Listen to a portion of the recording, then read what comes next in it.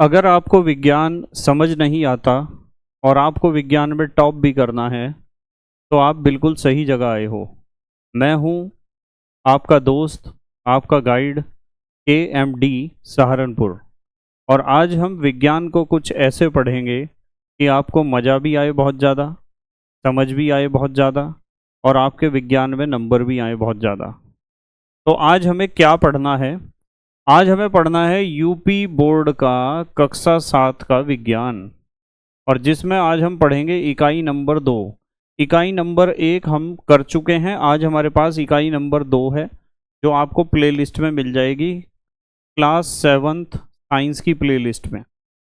हमारा जो चैप्टर है उसका नाम है रेशों से वस्त्र तक। यही तो है ना चैप्टर का नाम, रेशों से वस्त्र तक। तो इस चैप्टर को आज हमें डिस्कस करना है और एक ही लेक्चर में हम पूरे चैप्टर को कंप्लीट कर देंगे। आपको बस ध्यान से समझते रहना है। हमारा टारगेट रहेगा लगभग 30 मिनट का। 30 मिनट में हम इस चैप्टर को कंप्लीट कर देंगे। ध्यान से समझते रहना है बस आपको। तैयार हो? चलो स्टार्ट करते हैं। देखो, हमारा चैप्टर है कक्षा 7 का विज्ञान का इकाई नंबर 2, रेशों से वस्त्र तक इसका नाम है। और सबसे पहले हम बात करते हैं यहाँ पादप रेशे। सबसे पहले तो मैं आपको बता देता हूँ, रेशे कह दो, रेशा कह दो, या तंतु कह दो, या फाइबर कह दो। किसी भी कपड़े का जो सबसे छोटा हिस्सा होता है ना, मान लो मेरे पास कपड़ा है एक, कपड़ा को आपने धागे से बनाया होगा, धागे को अलग निकाल लिया मैंने कपड़े में से। उस धागे के अंदर भी जो सबसे छोटा हिस्सा होता है, सबसे बारीक हिस्सा होता है, उसे रेशा कहते हैं। आप रेशा भी कह सकते हो, तंतु भी कह सकते हो, फाइबर भी कह सकते हो। ठीक है। अब देखो, पादप रेशा। पादप रेशे का मतलब वे रेशे जो पेड़ पौधों से प्राप्त होते हैं। पौधों से प्राप्त होने वाले जो रेशे हैं उन्हें हम कहते हैं पादप रेशे। जैसे रुई। रुई कहाँ से प्राप्त होती है? कपास के बिनौलों से। ये सवाल आता है कि पादप रेशे किन्हें कहते हैं और रुई किससे प्राप्त होती है। रुई एक पादप रेशा है जिसे आप कपास भी कहते हो या फिर आप इसे कॉटन, सूत भी कहते हो। इसी तरीके से एक पादप रेशा है जूट। वो कहाँ से प्राप्त होता है? पटसन या सनई के तनों से। तो कपास भी एक पौधा है, पटसन या सनई भी एक पौधा है। तो जो भी रेशे पौधों से प्राप्त होते हैं उन्हें हम कहते हैं पादप रेशे। पादप रेशे के दो उदाहरण आपको कम से कम याद रखने हैं, रुई और जूट। एक पॉइंट है यहाँ बहुत बढ़िया। रुई का उपयोग हम किस लिए करते हैं? कागज बनाने में, सूती वस्त्र बनाने में, चादर बनाने में, पर्दे बनाने में, इनमें इस्तेमाल होता है रुई का। और जूट का उपयोग कहाँ होता है? जूट से बनती है रस्सी, जूट से बनता है बोरा और दरी भी बनती है। ठीक है, ये सब किससे बनते हैं? जूट से। अब पादप रेशे यदि आपके समझ में आ गए हों तो आप बड़ी आसानी से समझ सकते हो जांतव रेशे। जांतव रेशे को जंतु रेशे भी आप कह सकते हो, यानी जंतुओं से प्राप्त होने वाले रेशे। जंतुओं से प्राप्त होने वाले रेशे को ही हम कहते हैं जांतव रेशे। जैसे इसका उदाहरण है ऊन। ऊन आपको भेड़ तथा याक के बालों से प्राप्त होती है जो जंतु हैं। रेशम। रेशम आपको रेशम कीट के कोकून से प्राप्त होता है जो एक जंतु है। ऊन का उपयोग कहाँ किया जाता है? स्वेटर तथा गर्म कपड़े बनाने में। और रेशम का उपयोग कहाँ किया जाता है? रेशमी वस्त्र बनाने में। तो आपको दो पादप रेशों के नाम और वे कहाँ से प्राप्त होते हैं और वे दोनों पादप रेशों के उपयोग क्या हैं। इसी प्रकार दो जंतु रेशों के नाम और वे कहाँ से प्राप्त होते हैं और उन दोनों जंतु रेशों के उपयोग क्या हैं, वे आपको पता होने चाहिए जरूर। उसके बाद अगला क्वेश्चन है हमारा, ऊन प्रदान करने वाले जंतु। ऊन प्रदान करने वाले जंतु, ऊन कहाँ कहाँ से मिलती है? कौन से जंतुओं से? भेड़, याक, ऊंट, बकरी, अंगोरा बकरी से। अंगोरा बकरी से अंगोरा ऊन मिलती है, ध्यान रखना। कश्मीरी बकरी से पश्मीना ऊन मिलती है। ये सवाल पूछे जाते हैं कि कश्मीरी बकरी से कौन सी ऊन मिलती है। एल्पेका, लामा, ये सब ऐसे जंतु हैं जिनके शरीर पर बहुत बड़े बड़े बाल पाए जाते हैं। और जब बड़े बड़े बाल होंगे तो उन बाल से ही तो ऊन बनाई जाती है। उसके बाद अगला हेडिंग है हमारा ऊन तैयार करने की विधि। ध्यान से समझना। चलो इसे ऊपर कर देता हूं पेज को।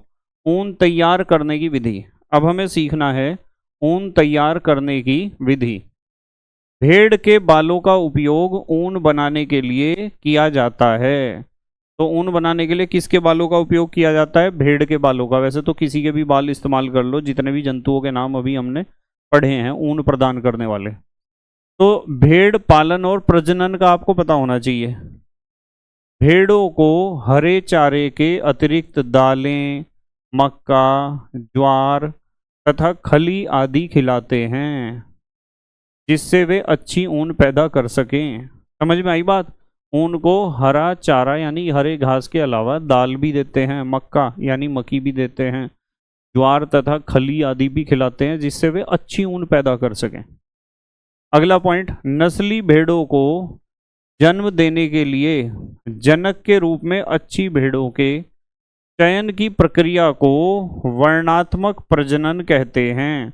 ये सवाल बहुत आता है पेपर में, ये वाला सवाल कि वर्णात्मक प्रजनन का मतलब क्या है। वर्णात्मक प्रजनन का मतलब ये है कि नस्ली भेड़ों को जन्म देने के लिए, जो अच्छी भेड़ों को आपको जन्म देना है, तो जनक के रूप में अच्छी भेड़ों के चयन की प्रक्रिया को, कि आपको कैसी भेड़ और ऐसी कैसी भेड़ चुननी पड़ेगी जिससे उनके जो अगली संतानें पैदा हों वे बहुत अच्छी हों। तो अच्छी क्वालिटी की भेड़ यदि आप चुनोगे संतान पैदा करने के लिए, तो अच्छी प्रकार की नई भेड़ें या नए बच्चे जो पैदा होंगे वे अच्छे होंगे। इसे ही हम कहते हैं वर्णात्मक प्रजनन। और अच्छे से तात्पर्य ये है कि जिनसे हमें ज़्यादा से ज़्यादा ऊन प्राप्त हो सके। गुणवत्तापूर्ण ऊन प्रदान करने वाली भारतीय भेड़ों की नस्लें। ये भी सवाल आता है कि भारतीय भेड़ कौन कौन सी हैं जिनसे बहुत अच्छी ऊन हमें प्राप्त होती है। एक तो बाखरवाल, बाखरवाल पाई जाती है जम्मू कश्मीर में, इससे बहुत बढ़िया ऊन प्राप्त होती है। एक रामपुर बुशायर, रामपुर बुशायर उत्तर प्रदेश में भी पाई जाती है भेड़ और हिमाचल में भी। ये भेड़ों की भारतीय नस्लें हैं जिनसे बहुत अच्छी ऊन प्राप्त होती है। एक भेड़ की प्रजाति है नाली या नली भी कहते हैं उसे। ये पाई जाती है राजस्थान में, पंजाब में और हरियाणा में। एक लोही होती है प्रजाति, यह राजस्थान और पंजाब में पाई जाती है। और एक है मारवाड़ी जो गुजरात में पाई जाती है। तो ये 5 प्रकार की भेड़ें हैं, नस्लें हैं, 5 प्रकार की भेड़ों की नस्लें। इन्हें आप थोड़ा सा याद रखना, इनसे हमें बहुत अच्छी किस्म की ऊन प्राप्त होती है, बढ़िया क्वालिटी की ऊन। ठीक है। उसके बाद भेड़ के रेशों को ऊन में संसाधित करने के विभिन्न चरण, कि आपने भेड़ के बालों से आप ऊन कैसे बनाओगे, उसमें कौन कौन से स्टेप हैं। सबसे पहला स्टेप है भेड़ों के बालों की कटाई। पहले तो भेड़ के बाल को काट दोगे, काटने तो पड़ेंगे ही बाल, उन बाल से ही तो ऊन बनती है। यह प्रक्रिया ऊन के रेशों की कटाई कहलाती है। सामान्यतः बालों को गर्मी के मौसम में काटा जाता है। ये तो बहुत नॉर्मल बात है, गर्मी में ही तो काटेंगे। यदि सर्दियों में आपने भेड़ के बाल काट दिए ना, मशीन आती है ट्रिमर, तो ट्रिमर से बाल उतारे जाते हैं। और यदि आपने सर्दियों में बाल उतार दिए तो फिर तो वे सर्दी में ही मर जाएंगी भेड़ें। तो गर्मियों के दिनों में उनके बाल उतार लिए जाते हैं मशीन की सहायता से, जिसे कहते हैं भेड़ों के बालों की कटाई। उसके बाद हमें करना होता है अभिमार्जन। ये सवाल आता है अभिमार्जन का मतलब क्या है, ध्यान से समझना। कटाई के बाद रेशों को यानी भेड़ों के बालों को पानी की टंकियों में डालकर अच्छी तरह से धोया जाता है। जितने भी आपने बाल इकट्ठे करे हैं भेड़ के काट के, बहुत सारी भेड़ों के बाल काट के इकट्ठे कर दिए।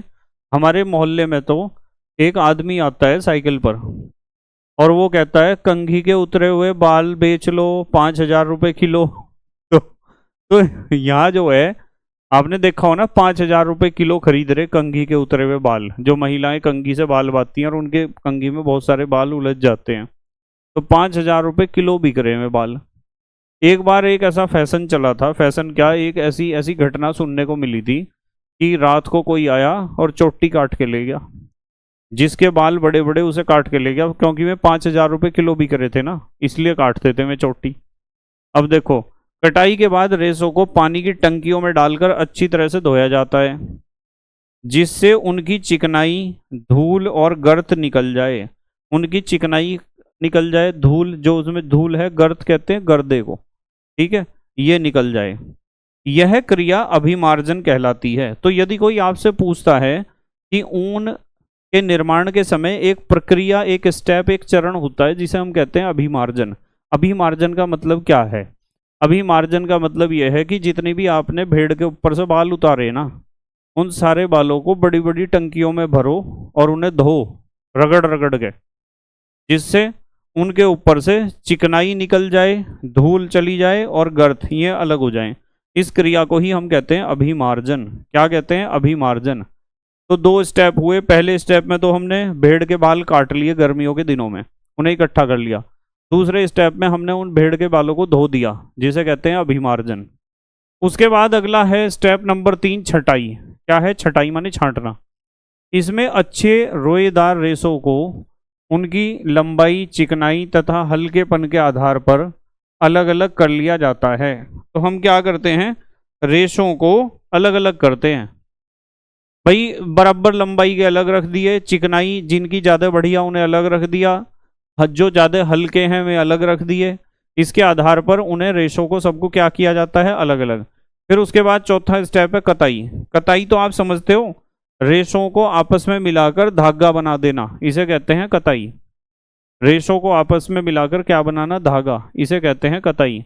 कताई के बारे में आप घर में यदि आपकी दादी हैं या नानी हैं उनसे पूछ सकते हो। जब हम छोटे थे तो बहुत ज़्यादा फैशन था पूरे इंडिया में कातने का। चरखे और तकली पर कातती थी महिलाएं, रुई से धागा बनाती थी। समझ रहे आप? पूछ सकते हो आप अपने बड़ों से, जो भी घर में सबसे बड़ा होगा उससे पूछो कि कताई का मतलब क्या है। रुई से धागा बनाया जाता था हमारे क्षेत्र में, उत्तर प्रदेश के सहारनपुर में।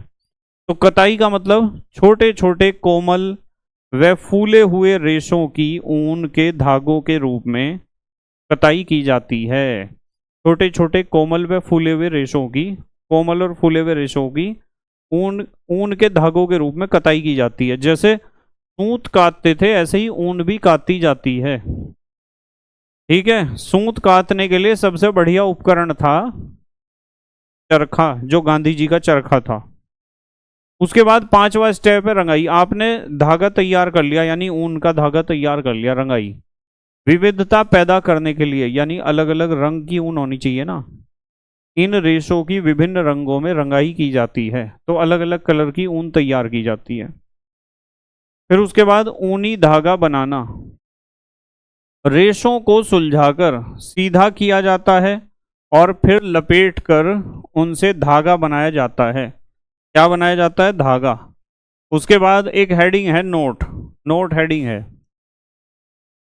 जंतु रेशों की छटाई करने वाले, बहुत इंपॉर्टेंट है, ध्यान रखना। हमेशा मैं कहता हूं कि नोट और ब्लॉक में या क्लाउड में जो भी बात लिखवाता हूं वो बहुत इंपॉर्टेंट होती है। ये सवाल बहुत आता है पेपर में। जंतु रेशों की छटाई करने वाले कारीगर कभी कभी इसे ध्यान रखना, एंथ्रेक्स नामक जीवाणु द्वारा संक्रमित हो जाते हैं। उन्हें एंथ्रेक्स नामक जीवाणु से वे संक्रमित हो जाते हैं, जो कुछ समय बाद एक घातक यानी खतरनाक रुधिर रोग, शॉर्ट्स रोग में बदल जाता है। तो ये सवाल पूछा जाता है कि जो जंतु रेशों की छटाई करते हैं, उन्हें अलग अलग करते हैं, उन्हें कौन सा जीवाणु का प्रभाव उनके शरीर पर पड़ सकता है? तो उस जीवाणु का नाम है एंथ्रेक्स। और इससे कौन सी बीमारी होती है? शॉर्ट्स रोग। कौन सा रोग? शॉर्ट्स रोग। ठीक है। उसके बाद एक पॉइंट है, भेड़ों की संख्या की दृष्टि से भारत का विश्व में तीसरा स्थान है।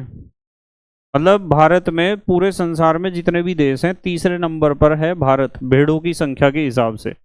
पहले नंबर पर कौन सा देश है? चीन। चीन में सबसे ज्यादा भेड़ हैं।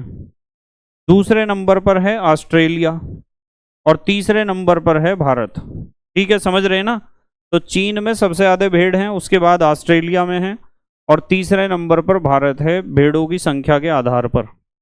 चलो अगला टॉपिक देखते हैं। क्या एक पॉइंट है बहुत बढ़िया। न्यूजीलैंड की मेरिनो भेड़ों से सबसे अच्छा ऊन प्राप्त होता है। न्यूजीलैंड में एक भेड़ की प्रजाति है जिसे कहते हैं मेरिनो भेड़। तो मेरिनो भेड़ की खासियत यह है कि इससे अच्छी ऊन आज तक कहीं नहीं है पूरी दुनिया में। मेरिनो भेड़ से जो ऊन प्राप्त होती है वो सबसे ज़्यादा अच्छी ऊन है क्वालिटी में। ध्यान रखना, ये भी सवाल परीक्षा में पूछा जा सकता है। उसके बाद हम आते हैं रेशम पर। रेशम, ऊन के बाद क्या आता है? रेशम। देखो, रेशम का आविष्कार चीन में हुआ था, है ना? जैसे कागज का आविष्कार चीन में हुआ था। रेशम का उत्पादन सबसे अधिक चीन में ही होता है। सबसे ज्यादा रेशम कहाँ बनता है? चीन में। अब हमें सीखना है रेशम कीट का जीवन चक्र। रेशम कीट से ही तो रेशम प्राप्त होता है। आप देखो रेशम कीट जो है वो ऐसा होता है तितली जैसा। नर तो होता है थोड़ा छोटा, ये नर ही तो लिखा हुआ है, नर तो होता है थोड़ा छोटा और मादा होता है थोड़ा बड़ा। ठीक है, तो यहाँ लिखा हुआ है वयस्क रेशम कीट। वयस्क माने बड़े रेशम कीट। नर थोड़ा साइज में छोटा है, मादा थोड़ा साइज में क्या है, बड़ा। मेल और फीमेल आप समझते हो ना। इन्हें मैं ऊपर ले जाता हूँ। अब यहाँ से पढ़ेंगे हम। अब यहाँ से पढ़ेंगे हम रेशम कीट का जीवन चक्र। देखो ध्यान से देखो, यहाँ लिखा हुआ है ए और बी। तो हमने नर और मादा पढ़ लिया कि नर तो एक छोटी सी तितली है, मादा एक बड़ी सी तितली है। फिर सहतूत की पत्ती पर अंडे, ये जो यहाँ दिखाई दे रहा है ना आपको डार्क सा कलर, ये और ये सहतूत की पत्ती पर रेशम कीट के अंडे हैं जो डार्क से कलर के दिखाई दे रहे। और रेशम कीट ऐसा होता है, देखो देख पा रहे हैं आप इसे, ऐसा होता है रेशम कीट। और रेशम कीट का कोकून ऐसा होता है, और कोकून के अंदर ये कीट है। यहाँ ये कोकून के अंदर कीट है, ये जो कोकून में विकासशील कीट जो धीरे धीरे विकसित होने लग रहा है। ठीक है, चलो देखते हैं। यहाँ है हमारे पास रेशम कीट का जीवन चक्र। रेशम कीट शहतूत, अरंडी, ओक आदि पेड़ों पर पाले जाते हैं। ये सवाल भी पेपर में आता है कि रेशम के कीट कहाँ पाले जाते हैं। मादा रेशम कीट सैकड़ों अंडे देती है जो पत्तियों की निचली सतह पर चिपके रहते हैं। तो मादा रेशम कीट के अंडे शहतूत की पत्ती के निचली सतह पर चिपके रहते हैं। इन अंडों से सफेद रंग का लार्वा यानी कैटरपिलर, जिसे इल्ली भी कहते हैं, वो निकलता है। तो आप उसे लार्वा कह सकते हो, कैटरपिलर कह सकते हो, या इल्ली कह सकते हो। तो रेशम के कीट के जो अंडे होते हैं वे पत्ती की निचली सतह पर चिपके रहते हैं और उन अंडों से फिर निकलता है लार्वा। लार्वा कह दो उसे, या आप उसे कैटरपिलर भी कह सकते हो। ये है देखो, ये कैटरपिलर भी कह सकते हो या इल्ली कह सकते हो। लार्वा की रेशम ग्रंथि से प्रोटीन युक्त यानी प्रोटीन वाला महीन लसदार पदार्थ निकलता रहता है। तो लार्वा में पाई जाती है एक रेशम ग्रंथि। लार्वा कह दो या कैटरपिलर कह दो या इल्ली, उसमें एक रेशम ग्रंथि पाई जाती है। उससे क्या निकलता रहता है, प्रोटीन युक्त महीन माने पतला, लसदार माने चिपचिपा पदार्थ, वो निकलता रहता है। लार्वा आर्ट के आकार में गति करते हुए, लार्वा आर्ट के आकार में गति करते हुए, आर्ट के आकार का मतलब ऐसे, समझ रहे, या ऐसे कह दो, आर्ट ऐसा ही तो होता है, ऐसे गति करता है लार्वा। लार्वा आर्ट के आकार में गति करते हुए इसे अपने ऊपर लपेटता जाता है। वो चिपचिपा पदार्थ अपने ऊपर ही लपेटता रहता है वो, जो सूख कर रेशम के रेशे में बदल जाता है। तो वो प्रोटीन युक्त लसदार चिपचिपा पदार्थ जो उसके ऊपर ही लिपटता जा रहा, वो सूख कर रेशम के रेशों में क्या हो जाता है, बदल जाता है, रेशम के रेशों में बदल जाता है। अब जरा मैं यहां तक, रेशम के रेशों में बदल जाता है। इसी बीच लार्वा प्यूपा में बदल जाता है। तो लार्वा किस में बदल जाता है, प्यूपा में, यानी एक खोल में, एक बड़े से खोल में बदल जाता है जो सफेद गोले में बंद होता है, जिसे कोया या कोकून कहते हैं। कोया या कोकून। तो ये तो है आपका रेशम कीट, और रेशम कीट ने अंडे दिए कहाँ, पत्ती की निचली सतह पर, और उन अंडों के फूटने से उनमें से क्या निकला, लार्वा या इल्ली या कैटरपिलर। और कैटरपिलर फिर उसके जो रेशम ग्रंथि है उसमें से चिपचिपा पदार्थ निकल रहा जो उसके ऊपर लिपटता जा रहा। जब लिपटता जा रहा तो इसके ऊपर एक कवर बन गया, और वो कवर फिर ऐसा दिखाई देता है जैसा यहाँ चित्र में आपको दिखाई दे रहा वो, इसे कहते हैं कोया या कोकून। इसके अंदर है वो लार्वा या कैटरपिलर या इल्ली, और वो जो चिपचिपा पदार्थ है वो प्रोटीन युक्त है, और वो जब सूख जाएगा तो वो चिपचिपा पदार्थ ही क्या होगा, रेशम होगा, रेशम का रेशा। यहाँ लिखा हुआ है कि वो अपने ऊपर लपेटता जाता है जो सूख कर रेशम के रेशे में बदल जाता है। तो यहाँ लिखा हुआ है इसी बीच लार्वा प्यूपा में बदल जाता है जो सफेद गोले में बंद होता है, जिसे कोया या कोकून कहते हैं। ये कोया या कोकून है, ये क्या है, कोया या कोकून। इसके अंदर लार्वा है, चिपचिपा पदार्थ उसके ऊपर लिपटा हुआ है बहुत सारा।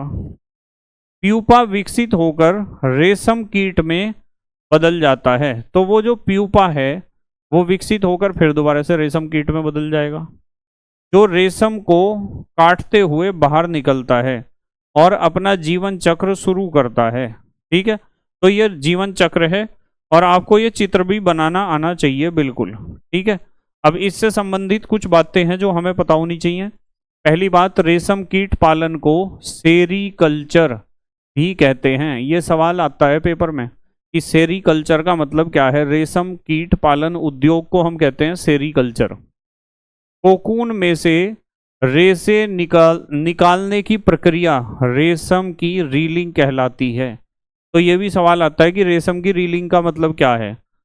कोकून में से रेशे निकालने की जो प्रोसेस है, जो क्रिया है, उसे हम कहते हैं रेशम की रीलिंग, यानी उसका रील बना देना। जैसे धागे का रील आता है ना, आपकी मम्मी मंगाती होंगी कभी कभी कि सफेद रंग का रील लेकर आ जाओ। एक कोकून यानी कोया से 300 मीटर से 900 मीटर लंबा धागा निकलता है, ध्यान रखना। एक कोया या कोकून से 300 से 900 मीटर लंबा धागा निकलता है।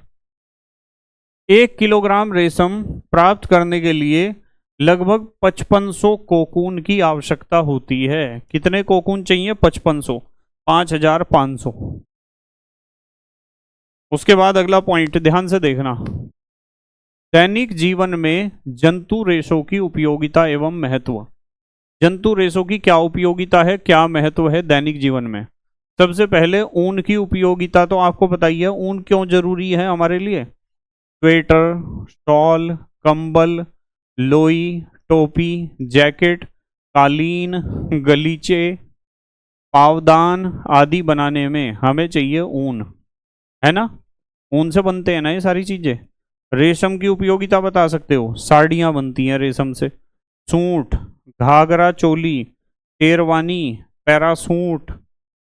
ठीक है, टांके, जो चोट लग जाती है और टांके लगते हैं वे रेशम के होते हैं। बुलेट प्रूफ कपड़े आदि बनाने में, तो इनका ये उपयोग है भाई। ऊन का भी उपयोग बता दिया और रेशम का भी उपयोग बता दिया। एक पॉइंट ये भी है काम का, भेड़ के बालों को ऊन के धागों में परिवर्तित करने की क्रिया ऊन का संसाधन कहलाती है। क्या कहलाती है? ऊन का संसाधन। क्या कहलाती है? ऊन का संसाधन। तो ये खत्म हो चुका है हमारा दूसरा चैप्टर। तो यहाँ हमने अपना दूसरा चैप्टर खत्म कर दिया और मुझे पूरी उम्मीद है कि आपके समझ में ज़रूर आया होगा। और यदि आपके समझ में आया है तो जल्दी से लेक्चर को लाइक कर दो, और यदि आप चैनल पर नए हो तो चैनल को सब्सक्राइब भी ज़रूर कर लेना और अपने दोस्तों के साथ शेयर कर देना ज़रूर। ठीक है, तो thank you very much for watching this lecture and best of luck for your exam. Okay, bye, take care.